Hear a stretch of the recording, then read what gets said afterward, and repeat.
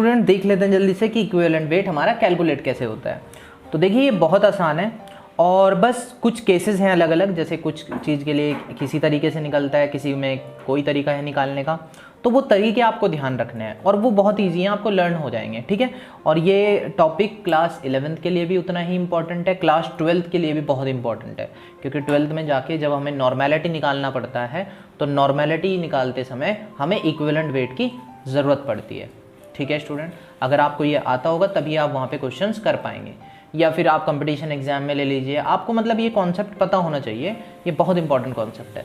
तो चलिए करते हैं स्टार्ट। तो सबसे पहले हम देखेंगे हमारा इक्विवेलेंट वेट, मैं इक्यू डॉट लिख रहा हूँ इसके लिए, इक्विवेलेंट वेट जो हम निकालेंगे सबसे पहले एक एलिमेंट का देखते हैं हम किस तरह निकालेंगे। Equivalent weight of an element, ये कैसे कैलकुलेट होता है। तो सबसे पहले इसमें एक बात याद रखने वाली है कि जो ये एलिमेंट है ना, इस एलिमेंट की जो वैलेंसी है वो हमें पता होनी चाहिए, ठीक है। और वैलेंसी क्या होता है कि कोई एलिमेंट कितने इलेक्ट्रॉन लूज कर सकता है, कितने गेन कर सकता है, ठीक है। आप सबको पता है, इसको combining capacity of an element भी बोलते हैं, है ना। तो सेम ही बात होती है, तो वो वैलेंसी होती है, हमें वैलेंसी पता होनी चाहिए। तो देखिए फॉर्मूला क्या होता है हमारा यहाँ पे, और हमें एटॉमिक मास पता होना चाहिए। तो एटॉमिक मास जो किसी एलिमेंट का है वो आप पता कीजिए, और उस एटॉमिक मास को किससे डिवाइड करा दीजिए, उसकी वैलेंसी से। तो आपको क्या मिल जाता है, इक्विवेलेंट वेट मिल जाता है, ठीक है। तो इसको देखेंगे, सपोज मुझे ऑक्सीजन का निकालना है, ऑक्सीजन के लिए मुझे इक्विवेलेंट वेट फाइंड करना है। तो इक्विवेलेंट वेट अगर मैं निकालूंगा ऑक्सीजन के लिए तो वो मेरा क्या हो जाएगा बताइए, एटॉमिक मास। तो ऑक्सीजन का एटॉमिक मास कितना है स्टूडेंट, 16, और इसकी वैलेंसी कितनी है ऑक्सीजन की, आपको पता है ऑक्सीजन की कॉन्फ़िगरेशन कितनी होती है, 2,6। तो देखिए इसको 2 इलेक्ट्रॉन मतलब ये ले सकता है ना, तो 2 इज़ द वैलेंसी, ठीक है। और फिर आप इसको डिवाइड कराएंगे तो यू विल गेट 8। तो इक्विवेलेंट वेट हमारा ऑक्सीजन का कितना आ गया, 8 आ गया। इसी तरह कोई भी, जैसे बहुत सारे एलिमेंट्स हैं उनको आपको सेम प्रिंसिपल लगा के उनके साथ सेम फार्मूला लगाना है आपको, एटॉमिक मास अपॉन वैलेंसी, और आपका इक्विवेलेंट वेट निकल जाता है। तो अब नेक्स्ट चीज़ इसमें स्टूडेंट हमारे पास है कि देखिए आपने ये तो देख लिया कि equivalent weight of an element कैसे निकलता है, atomic mass of an element by valency. अब कुछ कंपाउंड्स ऐसे भी होते हैं स्टूडेंट जो कि हमें एक से ज़्यादा वैलेंसी शो करते हैं, तो उस वैलेंसी को हम बोलते हैं variable valency. Variable valency, variable valency का मतलब कुछ कंपाउंड्स क्या होता है, एक से ज़्यादा वैलेंसी शो करते हैं। तो उस केस में इक्विवेलेंट वेट कैसे निकलता है, तो देखिए उस केस में हम इक्विवेलेंट वेट को कैसे निकालते हैं। फॉर एग्जांपल इसके लिए हम कॉपर को ले लेते हैं। आप देखिए जो कॉपर है, कॉपर आपको पता है उसका क्यूप्रस सॉल्ट बनता है, क्यूप्रस सॉल्ट बनता है, राइट, क्यूप्रस सॉल्ट बनता है, और इसका क्यूप्रिक सॉल्ट भी बनता है, क्यूप्रिक सॉल्ट भी बनता है, ठीक है। यानी कि एक तो हमारा Cu+1 होता है और एक हमारा Cu+2 होता है, राइट। तो वैलेंसी कितनी कितनी हो जाएगी, जैसे कि आप देख सकते हैं इसमें वैलेंसी हमारी कितनी होगी, 1, ठीक है, क्योंकि Cu+1 बनता है हमारा ये। और जो क्यूप्रिक होता है इसमें वैलेंसी हमारी 2 हो जाएगी, जो कि हमारा Cu+2, ठीक है स्टूडेंट। तो देखिए 2 वैलेंसी हैं अलग अलग, तो जाहिर सी बात है कि इक्विवेलेंट वेट भी अलग अलग निकलेगा। तो अगर मैं इक्विवेलेंट वेट पहले केस में निकालूँ यानी क्यूप्रस सॉल्ट के लिए निकालूंगा, तो फिर वही एटॉमिक मास अपॉन वैलेंसी। तो इसका एटॉमिक मास कितना हो जाता है स्टूडेंट, 63.6 कॉपर का इतना ही होता है, और फिर वैलेंसी यानी 1 से डिवाइड कराएंगे तो दिस इज 63.6 आ जाएगा। But in case of cupric salt, जब मैं क्यूप्रिक सॉल्ट के लिए निकालूंगा एटॉमिक मास अपॉन वैलेंसी, तो एटॉमिक मास तो सेम ही रहेगा क्योंकि कॉपर ही हैं दोनों, और लेकिन यहाँ पे वैलेंसी 2 से डिवाइड कराऊंगा तो this will come how much, 31.8। तो इस तरीके से आपको बस एक पॉइंट ध्यान रखना है कि इक्विवेलेंट वेट अगर एलिमेंट में वेरिएबल वैलेंसी नहीं शो कर रहा है तो बस एक बार कैलकुलेट कीजिए, अगर वेरिएबल वैलेंसी शो कर रहा है तो हर एक जो उसके आयन बन रहे हैं उन सब का अलग अलग इक्विवेलेंट वेट आप लोगों को कैलकुलेट करना पड़ेगा। तो आई होप आपको equivalent weight of an element कैसे निकालते हैं ये तो अच्छे से समझ में आ गया होगा। ठीक है, फर्स्ट पॉइंट। अब हम सेकंड पॉइंट की तरफ चलते हैं जो कि हमारा होगा equivalent weight of normal salt. तो जल्दी से देखते हैं, तो देख लेते हैं आप। तो इसका फॉर्मूला स्टूडेंट्स, इक्विवेलेंट वेट आपको कभी भी नॉर्मल सॉल्ट का निकालना है तो वो कैसे निकलेगा, आप उसका फार्मूला वेट निकालिए, यानी उसका मॉलिक्यूलर वेट निकालिए, जो भी उसका मॉलिक्यूलर स्ट्रक्चर है उससे आप उसका वेट निकालिए और फिर उसे डिवाइड कराइए total charge on cationic part. यानी देखिए सॉल्ट कब बनता है, जब एक पार्ट उसमें पॉजिटिव हो और एक पार्ट नेगेटिव हो, राइट, एक कैटायन हो और एक एनायन हो। तो कैटायन वाला पार्ट आपको देखना है, जितना भी कैटायन के ऊपर चार्ज आएगा आपको उससे डिवाइड कराना है। ठीक है, पिछले में क्या देखा था हमने कि एटॉमिक मास, क्योंकि एलिमेंट था तो एलिमेंट का एटॉमिक मास था, atomic mass divided by it's valency. ठीक है, अगर आपको सॉल्ट के केस में निकालना होगा तो आप क्या करेंगे, वेट निकालेंगे बस, क्योंकि यहाँ पे कंपाउंड है तो आप पूरा कंपाउंड का वेट निकालेंगे। वहाँ पे एलिमेंट था तो एलिमेंट का वेट निकाला था, एटॉमिक वेट, और नीचे वैलेंसी था तो यहाँ पे भी वैलेंसी, जो नॉर्मल सॉल्ट है उसके कैटायनिक पार्ट पे जितना चार्ज आ रहा है उससे आप डिवाइड कराएंगे। तो इसके एक एग्जाम्पल से समझते हैं, जैसे कि सपोज मैंने NaCl के लिए निकालना है, सेम यही। तो NaCl का पहले तो आपको वेट निकालना पड़ेगा। तो सोडियम का कितना होता है स्टूडेंट, 23, एंड क्लोरीन का कितना होता है 35.5। आप इन्हें एडअप करेंगे तो how much will get, 50, okay 58.5, this you will get, right, 58.5। तो इसका मतलब फॉर्मूला जो वेट आया हमारा वो तो 58.5 आ गया। अब कैटायनिक पार्ट इसका कैसे देखेंगे, तो Na और Cl ब्रेक कैसे होगा, ये हम बचपन से ही पढ़ते हैं, Na प्लस Cl माइनस। तो पॉजिटिव वाला ये है कैटायन पार्ट हमारा, राइट, इसके ऊपर कितना चार्ज है +1, तो आप साइन हटा दीजिए लेकिन यहाँ पे 1 लिख दीजिए। वैसे भी साइन हटाइए क्या, मतलब प्लस दिखाते नहीं है ना हम जनरली, इसलिए नहीं लिखते प्लस यहाँ। तो आई होप आप सभी को समझ आ गया होगा। कैटायनिक पार्ट का देखना है, इसका एक जल्दी से एक और एग्जाम्पल देख लेते हैं हम लोग। BaCl2 इस केस में हम लोग देखते हैं। तो बेरियम क्लोराइड, बेरियम 137 होता है, क्योंकि पहले हमें वेट निकालना पड़ेगा 2 × 35.5। इसे आप सॉल्व करेंगे तो आपका ये कितना आ जाएगा स्टूडेंट, 208। ठीक है, अब आप इसको किस में तोड़ेंगे, इसके कैटायन पार्ट पे हमें चार्ज देखना है। तो देखिए ये Cl2 है, ये बेरियम है, तो ये 2 इधर से आया होगा, राइट, और क्लोरीन के ऊपर कितना रहा होगा -1, तभी तो ये BaCl2 बना होगा। तो देखिए अब कैटायन पे कितना चार्ज है हमारा 2, तो ये हमारा इक्विवेलेंट वेट कितना आ जाएगा इस केस में 208 divided by 2 which is equal to 104। ठीक है स्टूडेंट, तो बस आपको क्या देखना है, कैटायन पे कितना चार्ज आ रहा है। कैटायन मतलब आपको ये ब्रेक करना है और कैटायन पे चार्ज लाना है और मॉलिक्यूलर वेट से डिवाइड करा देना। तो आई होप आप सभी को ये समझ आ गया होगा। चलिए अब हम अपना अगला देखते हैं जो कि होगा equivalent weight of an acid. तो equivalent weight of an acidic salt आप देखिए कैसे निकालते हैं। तो आपको पता है स्टूडेंट कि एसिडिक सॉल्ट भी होते हैं और बेसिक सॉल्ट भी होते हैं और मिक्स्ड सॉल्ट भी होते हैं, ठीक है। लेकिन यहाँ पे एसिडिक सॉल्ट हमें देखना है। तो एसिडिक सॉल्ट क्या होता है स्टूडेंट, ऐसा सॉल्ट, देखिए सॉल्ट का फॉर्म होता है न्यूट्रलाइजेशन रिएक्शन से, यानी कि जब H+ OH- को पूरा पूरा न्यूट्रलाइज कर देता है, यानी कि जब एक एसिड एक बेस के साथ रिएक्ट करता है तो वो हमें देता है सॉल्ट और वाटर। यानी कि सॉल्ट कैसे बनता है हमारा, जो H+ और OH- के अलावा जो आयंस बनते हैं वो आपस में रिएक्ट करते हैं, ठीक है, कंबाइन करते हैं और हमें सॉल्ट मिल जाता है। उस सॉल्ट में अगर जो H+ आयन होते हैं वो कंप्लीटली रिप्लेसेबल नहीं होते, यानी कि H+ आयन कुछ बच जाते हैं, तो वो हमारा हो जाता है एसिडिक सॉल्ट।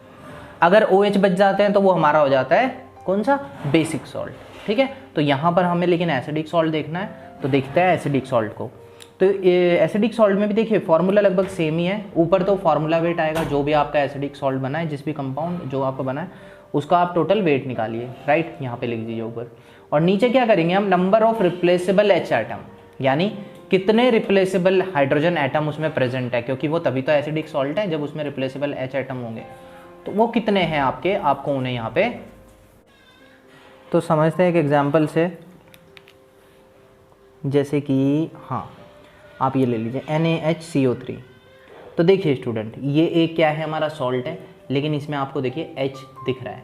अगर ये H ना होता तो ये सॉल्ट बनता नॉर्मल सॉल्ट, लेकिन अभी इसमें H दिख रहा है तो ये एसिडिक सॉल्ट हो गया, ठीक है स्टूडेंट।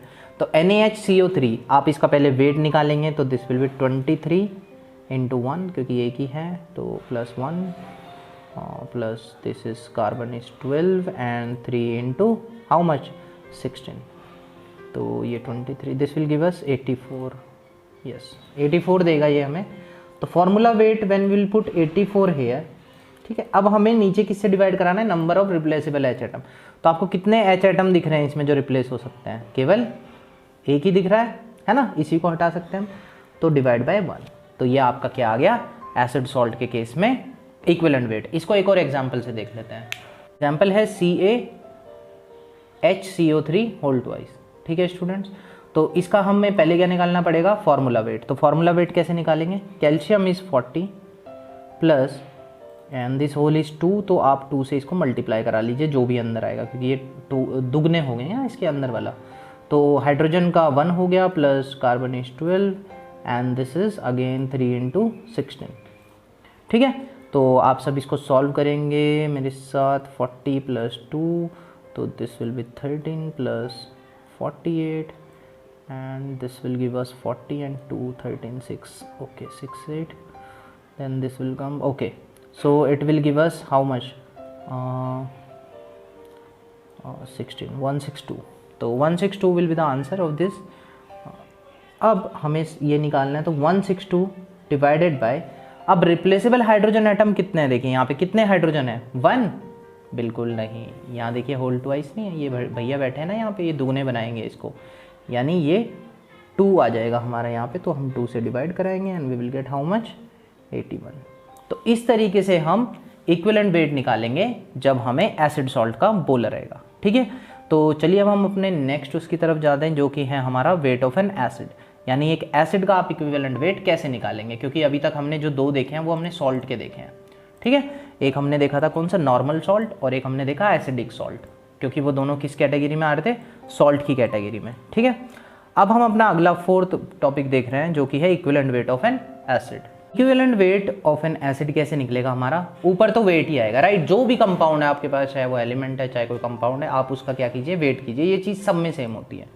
तो मॉलिक्यूलर वेट रख दिया, डिवाइडेड बाय, अब यहाँ पे आपको थोड़ा सा सावधान होने की जरूरत है, क्योंकि एसिड अगर होता है तो हम उसको उसकी बेसिसिटी से डिवाइड कराते हैं। और बेसिसिटी क्या होता है हमारा एसिड की, जितने भी उसमें H+ आयन होते हैं, ठीक है, उसको हम कहते हैं उसकी बेसिसिटी, राइट। जितने भी वो दे सकता है, जैसे कि HCl की मैं बात करूं तो इसकी बेसिसिटी कितनी होगी, 1 होगी, ठीक है, क्योंकि आप एक ही हाइड्रोजन को इसमें, ये आपको मतलब एक ही H+ आयन दे सकता है। तो इसका एग्जाम्पल देखते हैं स्टूडेंट जल्दी से हम लोग, जैसे कि आप लोग HCl का देख लीजिए, चले HCl लिखा गया तो इसी का देख लेते हैं। तो HCl का सबसे पहले मॉलिक्यूलर वेट अगर आप लोग निकालेंगे तो दिस विल बी 1 प्लस 35.5, तो this will give us 36.5। After that इसकी बेसिसिटी देखनी है, तो इसकी बेसिसिटी कितनी है आप सभी को पता है 1, तो ये कितना आ जाएगा 36.5 डिवाइडेड बाय 1, ठीक है। और ऐसी जैसे एक और एग्जांपल आप इसमें देख लीजिए, H3PO4, इसको करेंगे तो पहले आप इसका मॉलिक्यूलर वेट निकालेंगे जितना भी आएगा, उसके बाद आप इसकी क्या निकालेंगे, बेसिसिटी। इसकी बेसिसिटी कितनी आती है स्टूडेंट, 3, ठीक है।